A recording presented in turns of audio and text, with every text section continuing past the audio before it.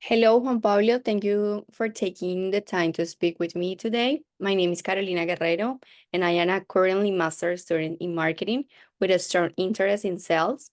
I'm excited to learn from your experience in the industry, especially in your role as a strategy in sales as a manager at Adeco Group.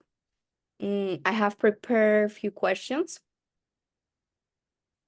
for you to guide this conversation. Great. Okay. Well, if you want, I can start with my career journey. Thanks for the time, of course, for this interview.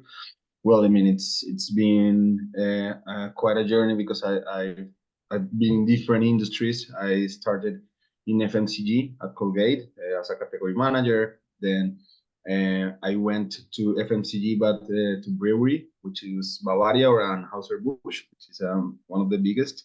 In that, I started as a sales supervisor, then sales manager, and after that, I passed to operations, to market intelligence. And after that, I decided I wanted to change the place that I was living in. So I moved to Madrid, to Spain, to do an MBA. And during that transition, I started working in a software company, which was called Ciego. Then, that place I was pricing manager for Latin America. And well, once I decided that I wanted to stay here in Spain, I pursued a job here, and I got to Adeco Group. Right now, I'm sales and strategy manager, and this is more from operations. We're under sales operations management. And well, if I can tell you something about my job right now, if I can sum up a little bit, it's basically two main responsibilities. The first one is we have, as part of the global team, I manage principally US, Europe, Middle East, and a little bit of Australia and New Zealand. So what we want to do is that we have all the accounts that we see in all the sales teams, and each year the idea is to distribute these accounts and balance them with some algorithms that we want in order to give to the sales teams the enough responsibilities that they have and enough accounts in order for them to accomplish their targets that they have. And the second big part that we have is once finance give us like the quotas and the sales targets that we need, we go and we divide all these targets between and inside the different countries. So we have different conversation through the year with the countries in order to give them the right quota that it's also good for them in order to accomplish their bonuses and their targets, and also it's good with what the finance is giving us and what is the finance budget for the year. Once we have that settled, we have a little bit of side projects.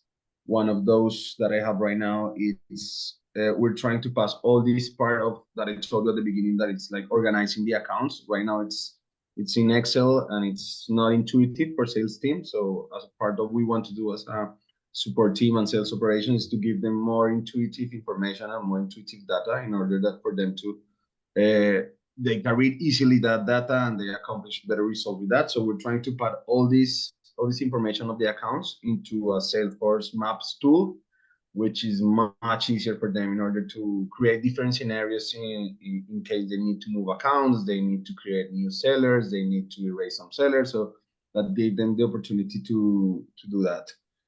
That's a little bit the background of what I'm doing right now. Okay, interesting.